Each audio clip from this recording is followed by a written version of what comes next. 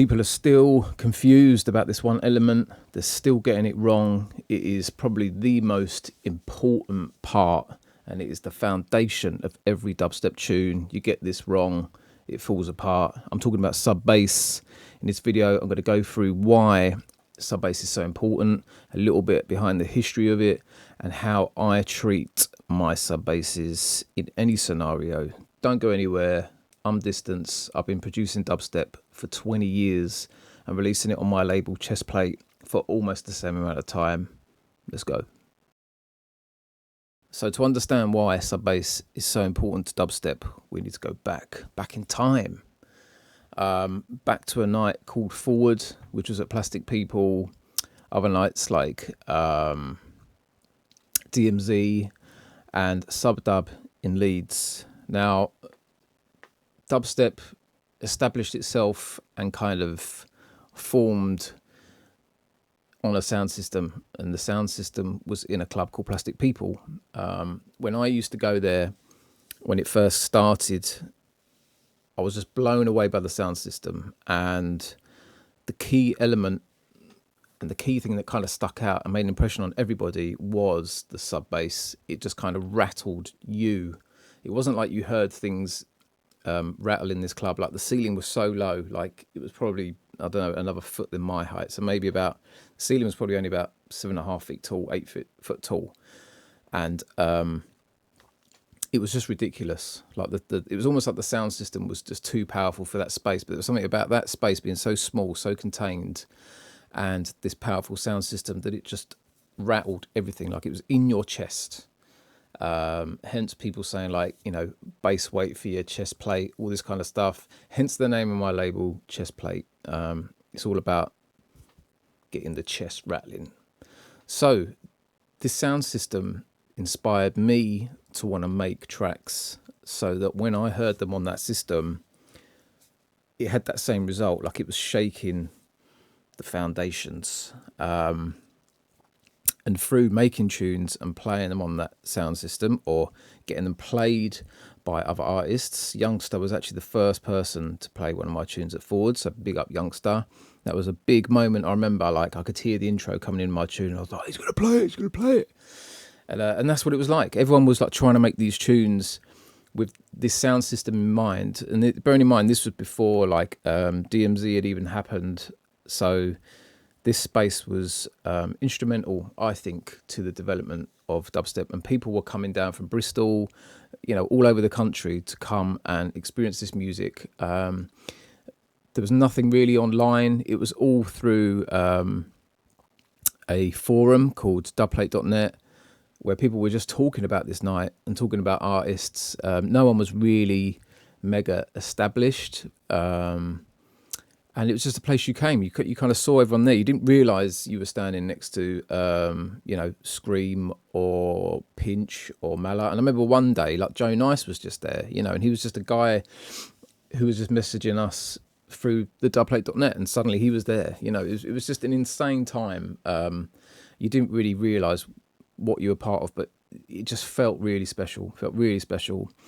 But at the heart of it all is Subbase. So if you get this wrong, you know, if you're playing out and you're playing your own tune against other people's tunes and they've nailed the Subbase and you haven't, there's going to be a big drop in the energy, because you're just not going to have that same impact on people. So it took time for me to understand it. I'm going to go through some processes that help me to really hone in on it, get it to punch through. So, you know, we're going to do that in a minute. And another thing I'm going to talk about is also we were all cutting dub plates. So there were certain things we could and couldn't do, or we were, you know, kind of advised not to do. You know, I was cutting dub plates at transition, and I remember some of my older tunes, you know, he's kind of like, hang on, you've kind of got some crazy stereo imaging going on in the low end. You couldn't do that when you cut to dub plate, because it can damage his equipment, for one, and it can make the needle jump off of the dub plate. So that kind of steered how we dealt with Subbase as well. So I'm going to go through all these things.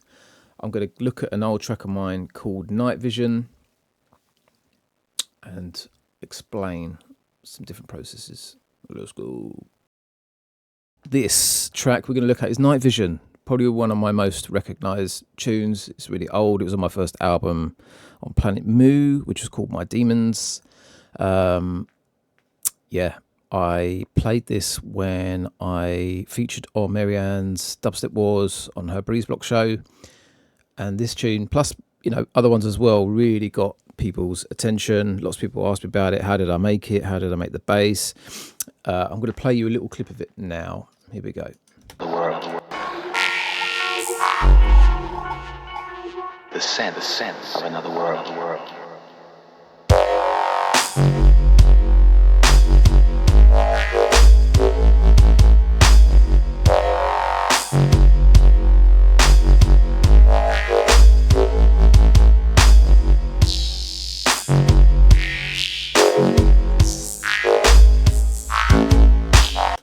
Okay, so that's it. Many of you will recognise it, and if you don't, it's called Night Vision. You can go and check it out on, anywhere you go and check your music out. I don't really care. So this had a very unique bass line in it. I made the bass line in Albino, which was an old synth that pretty much most producers were using back then because we didn't have that much choice. And this one was able to make really creative bass lines really easily. I used it for a long time. I still use it now. Albino 3 I use. You can still buy that, I'm pretty sure. If not, you might be able to find it, if you know what I'm saying. This is one scenario. You've got one synth sound that you're using for everything. So you're trying to use it for your sub element and the kind of mid-range and top end of your main like riff or melody of your tune. So what happens is you've made this in a synthesizer, and then you're trying to eke out the bottom end information of that tune, and that becomes difficult because you haven't got control of that element on its own. You can't turn that bit up necessarily, and if you do, it can affect higher frequencies. So what I do in this case is I actually split that sound into two. I like copy and paste the same sound. And I have one which is high passed or with an EQ. I'm not talking about like brutally high passing it. And then on the second track that I've just copied the same sound, I have low passed it. And then that way I've got them separate and I can treat them differently. I'm going to just show you what I've done. So this is main bass top, and main bass low. Now I must say this is not the project file of the track because I don't have that, but I did bounce all the stems back then, which was very helpful. So anyway, let's have a listen of the top registering section of the bass sound.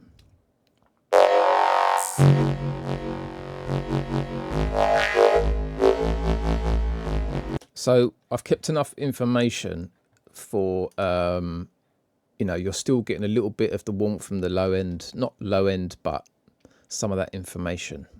I'm just going to turn my camera off. Hang on. 1 second. So you make sure you see everything. Where was I? Right, so now let's listen to the low end of this.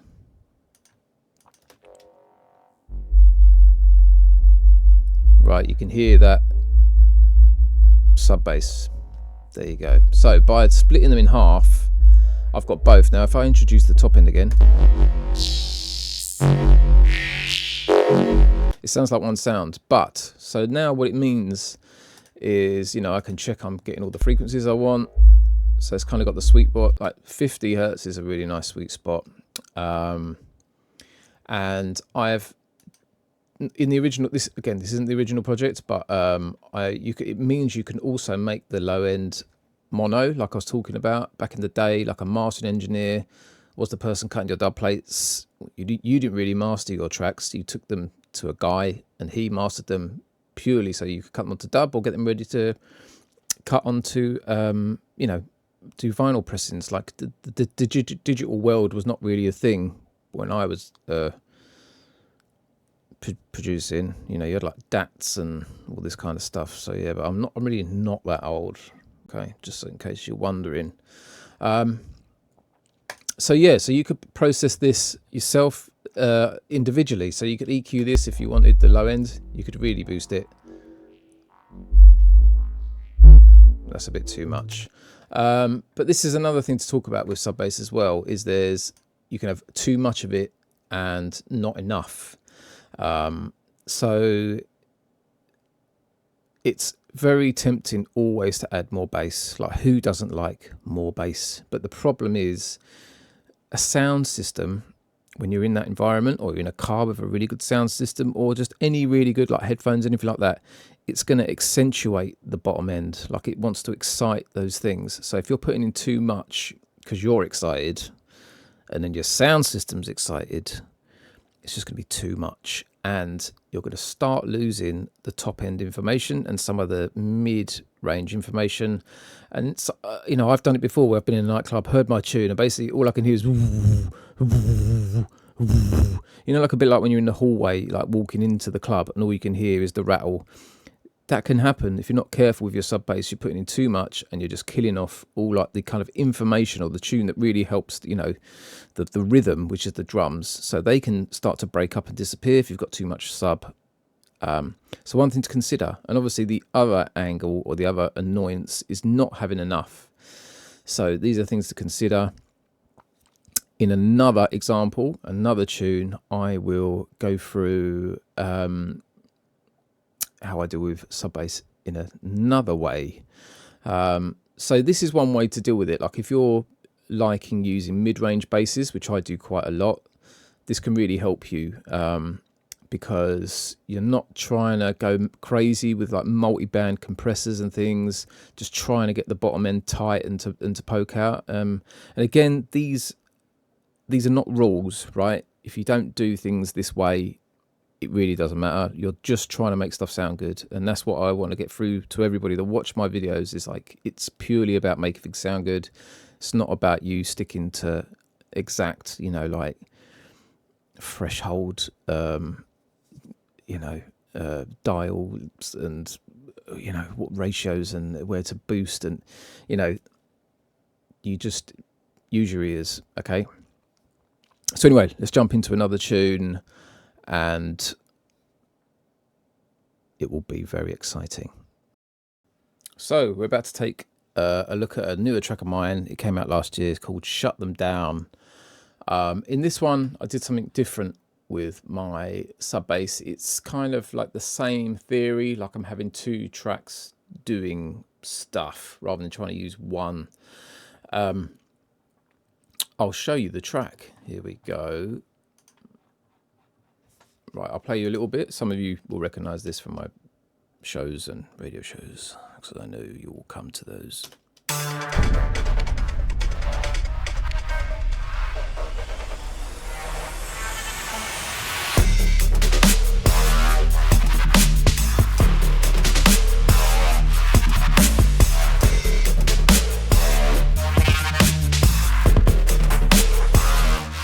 There we go, a lovely nasty bass line for you. So what I did here is I've got my mid-range bass, like in Night Vision. Oh, that's the wrong channel.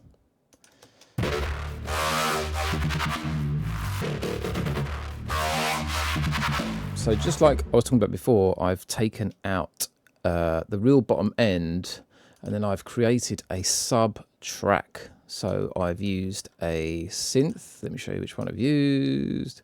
There we go. I used Massive, which is just a sub,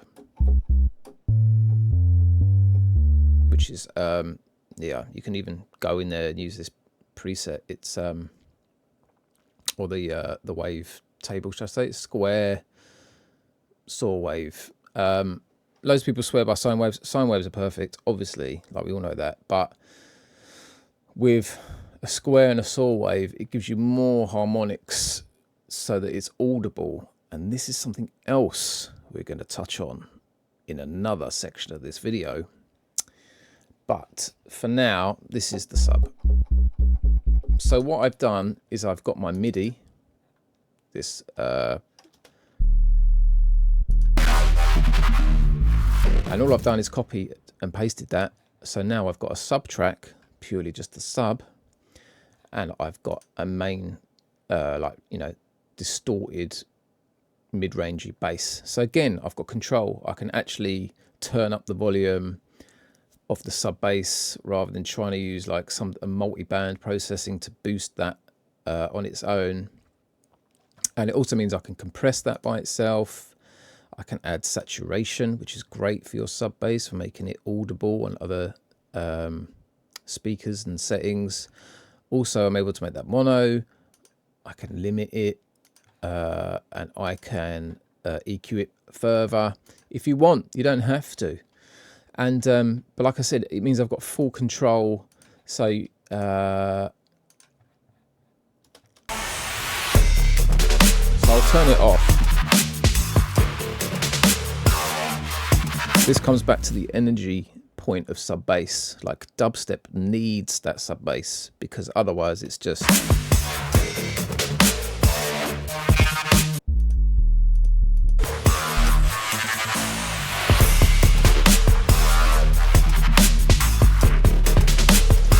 there's a difference between a sound system sounding full and complete to sounding thin and weak. So you need sub bass in dubstep. You need it.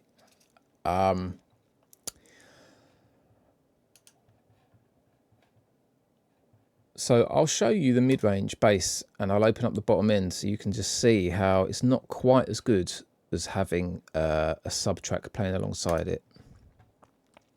I'll play it like this first, and then I'm going to take off the high pass. I always get this confused. The low pass. There you go. I always get high pass and low pass confused. Right, so this is with it off. On. So you can hear there's not a lot of sub in that sound. So if I then try to add it,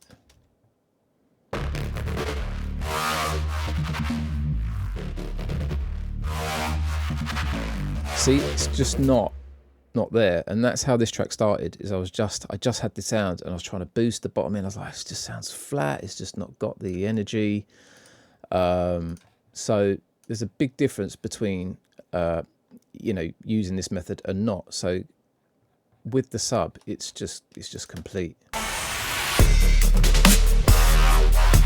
Another thing is balance. Like I mentioned before, if you get it too much, it's going to sound shit on a sound system, because you're going to lose all the information. And if it's not enough, then we know what happens if there's not enough. So this is kind of, for me, this is like just on the limit of enough. It was almost too much. And I've listened to it on some headphones and it sounds a little bit like too much, but on a sound system, like I'd say like the sub element to tunes as well is a very, is key to, I think it influences rewinds. Like when something really drops and the sub is just like, whoa, you know, especially if it's a little bit better than the last tune, you know, you get a reaction. And I can say, I think almost every time I've played this tune, it's got a rewind every time, because it just comes in with that growly bass and the sub is just there, it's solid. And I'm going to show you how you can get that balance right. Hang on, just finding it on my mixer. 1 second. Right, hang on, because I'm just going to link the two channels. I think they're linked already. So if I start turning it up, you should hear it getting too much, and some of the top end information will disappear.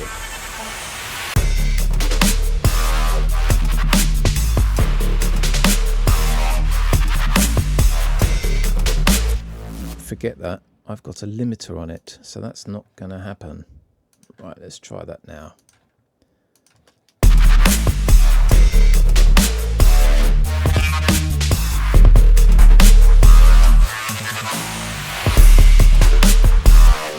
See what I'm saying? You're starting to lose, it's starting to break up. You're losing that definition. So a good thing to do is just turn it all the way down, introduce it until it's just kind of getting to that point and then maybe dial it back. So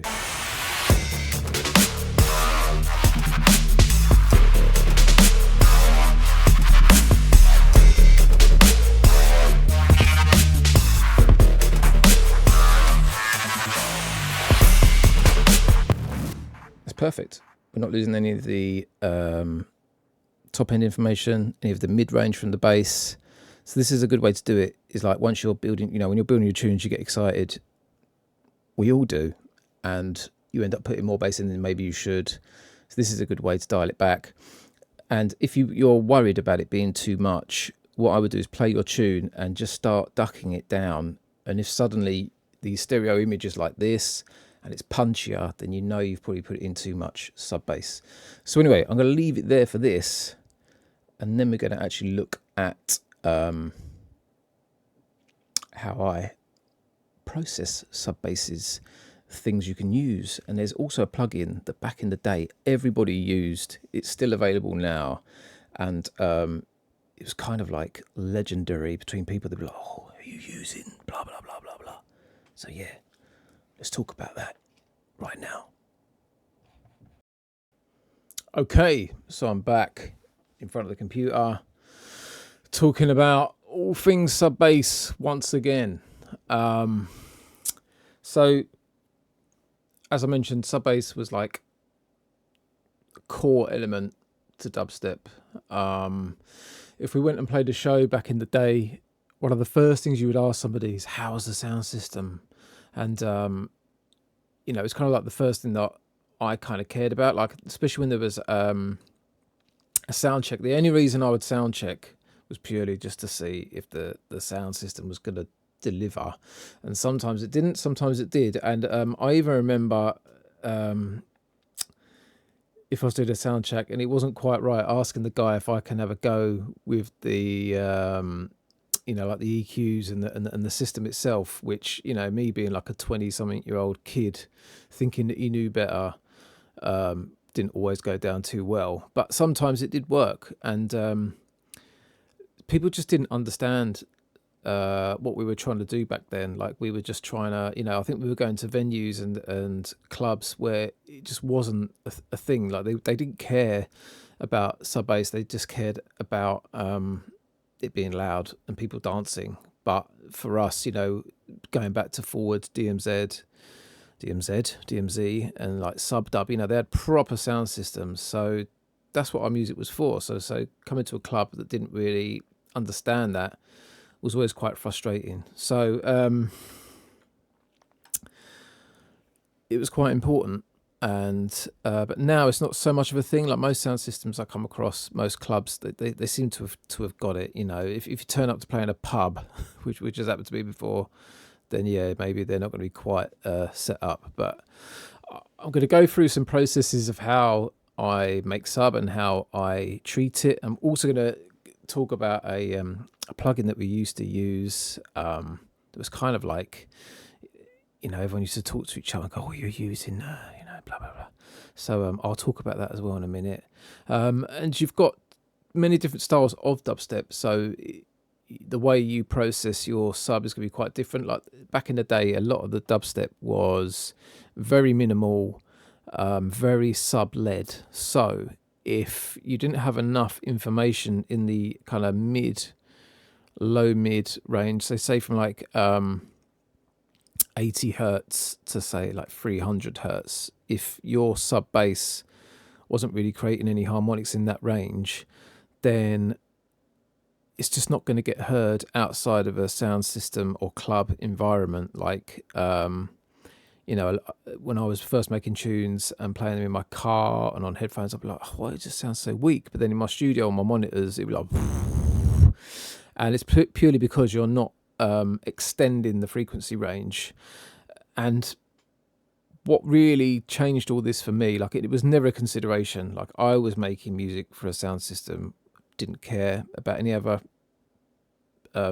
platform really. Like it was if it sounded good in a car, great, but it had to sound good on a sound system and maybe on good headphones. But what changed it all for me is I was producing for an artist and mixing some stuff for other people, and I remember getting a phone call and the person said, "Look, it sounds great, but I can't hear the bass on my iPhone, and when I listen on my laptop speakers, like I just can't hear any of the sub bass or any of the bass." And I was just like, "What?" I was like, I'm making much, I'm making this for a sound system. I'm not making this for your laptop or for iPhones." But in a way, that kind of opened my mind as like, okay, this is how a lot of people are consuming their music now, and don't forget, dubstep started when there was no iPhones, I don't think, and no one was really listening to music on their phone. Everyone was using like Blackberries and Ericssons and stuff like that, so dubstep very much developed and established whilst social media and apps and iPhones and everything like that were coming to light as well. So as we're developing, the scene's developing, and also technology is, so rather than fight it, I was like, okay, so how can I make my music work on tiny little speakers in a laptop and on a phone and all these places? And I'm going to show you how I did that. I mean, I remember buying a really cheap Bluetooth speaker, and it was literally just like a round cup. And I used to sit that on my desk, and I had it connected to my computer, and I would switch to that, and I would see if I could still hear the bass or my sub on a really small speaker. But I'm going to show you tricks how you can check all this stuff out on in your DAW, and kind of go through what I'm talking about here. Yeah, let's have a little look, shall we? I'm going to be using Vital. And if you don't know about Vital, it's a free synthesizer, but there's kind of like a free version and one you pay for, and you get loads more like wavetables. But you can create your own wavetables and import them. It's just I really like it. I use it probably, I'd say, in almost every production I've done since it's been released. I saw like an advert for it, and I was like, I'm just buying it. Like, I don't care if I have to pay the extra bit to get all this. It was cheap at the time. I think it still is cheap, but they make some great products. So here we go. Vital. 1 second. Right, hang on a moment. Why am I getting no sound? There we go. Right, so if you come to this area where my mouse is hovering, this is where you select a preset, but I'm just going to leave it as it is when you open it. And I'm going to come over to Oscillator 1, and this is where you select a wavetable. I'm going to go to Factory, and I'm just going to click on Basic Shapes. Straight away, you got a sine wave. Now, sine wave, sub, everyone's like, yay, sine wave, amazing. But I'm just going to show you something that's a problem.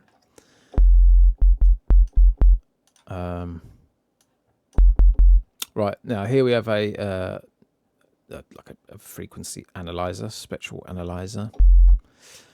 And look at all the information. It's all around kind of like between, let's say 60 and 30 hertz. But there's nothing up here. So I'm just going to put this on. If I low pass this, hang on, I'm just going to change the curve. So basically, if you're on a bad sound system or speakers in a laptop, this is what you're hearing. You're not getting any of the weight, and there's nothing in this frequency range between, say, like 80 and 300 hertz for you to actually hear. And this was a mistake that loads of dubstep people made back in the early days. Is, like I said, we were solely system focused, so we didn't care. But when you were then listening to it on other things, you'd be like, oh, actually, my tune sounds kind of weak, like I can't hear any bass. And this would be why. So sine waves are good for sub, but not necessarily good for a sub that you can hear in on multiple speakers. So what is quite good is like a square wave or a saw wave. So say something like this now. You can hear the difference straight away. Look, between like a sine, straight away you've opened up the frequency range of that sound. And I'll show you on here. Look, so now we've got these little boys. And what that means is I can actually boost this. See what I'm saying? Whereas if I revert back to the sine wave,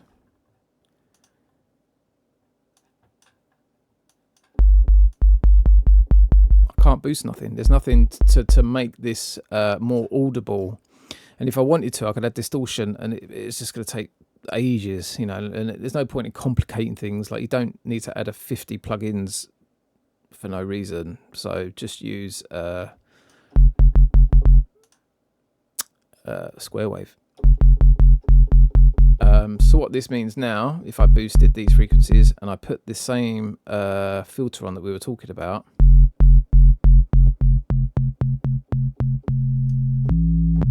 see, now you've got like a sub sound but not the feel, but at least this would come through on little speakers and on your little, you know, your iPhone speaker. I mean, the speakers and all these things have got so much better. Like when I was, you know, I'm talking, this was like in 2010 or something, so, you know, it was awful back then. There was just no bass or anything like that.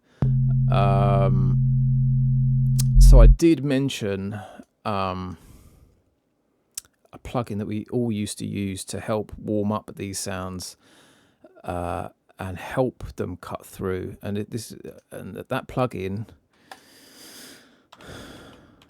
as I said, the word warm might have given you a little clue.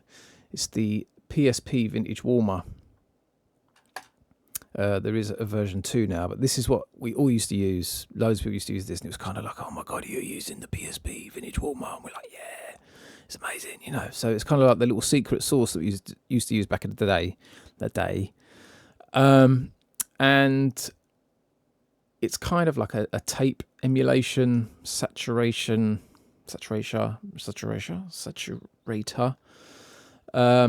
And you've just got like this drive knob. Hang on. Don't know why I press play. See, it's just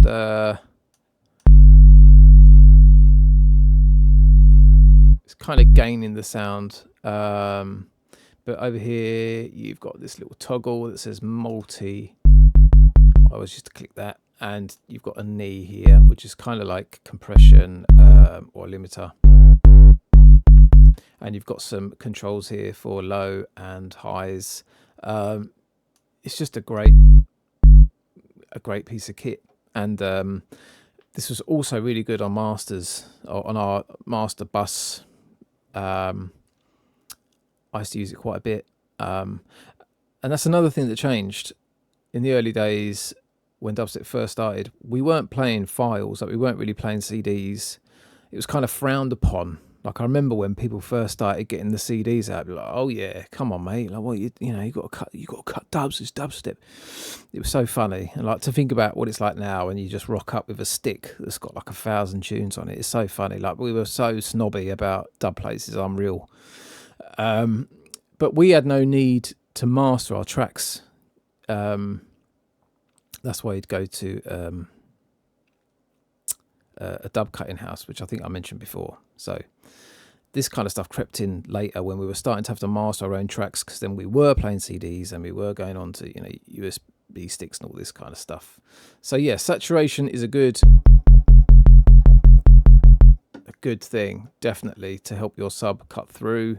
Like I said, it depends what kind of dubstep you're making. Like if you were like Cyrus, say, who's like a sub bass don, then you might not use this kind of sub. Or actually, no, you probably would use this kind of sub. But if you were doing more like a mid-rangey bass, say like me on some of my tunes, you might go back to a sine wave, possibly, because you're adding those harmonics that are missing through like your mid-range basses. Saying like Victim Support was like, you know, that sound, that mid bass sound has got those harmonics in the lower mids, in around like the 100 hertz upwards. So then a sub bass then might have been a sine wave just to give it the weight, but definitely this is the way to go. And sometimes I add limiters to my subs. I haven't got a favourite. I'm just picking one purely just to show you quickly. Actually, I don't want that. That's a multi-band one. Let's just go. Let's have a look at this guy. There you go. Now, why would you use a limiter? Just going to turn down the output on this. It's just to make it those like lows and everything really solid. Like if you wanted it just really solid.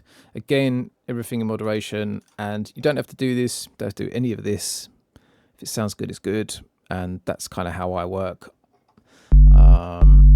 But if we drop this down, set the ceiling. Right, can you hear what happens when I come? Hear that kind of, it's almost like distorted. And the more I bring down the threshold now,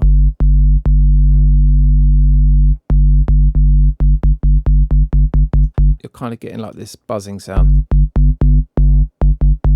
around this area. So it's even getting picked up around there. So again, you don't need to use limiters on your Subbase, but it's just another tool. You can also compress it. But I don't want to bog you down with too much of this stuff because it's totally irrelevant. It's all of this stuff is tune specific, and your situation, you know, unless I was mixing your tune now, then I might be able to go, yeah, this is what I would do, but I'm not. I'm just giving you tools, not rules, and just try this stuff out. But I think I've pretty much touched on everything I can to do with Subbase, and why it was so important in the scene, and why it was like at the foundation because of clubs and things like this, and you know, obviously the whole sound system culture. So look, really hope you enjoyed this video. If you don't want to make any of your own subs, you can, I've got some, there's a little link below this where you can grab some sounds if you want to. But yeah, I hope this inspires you to go away and create and be free. Don't feel restricted by any of the stuff that I'm saying. These are just pointers, as I said.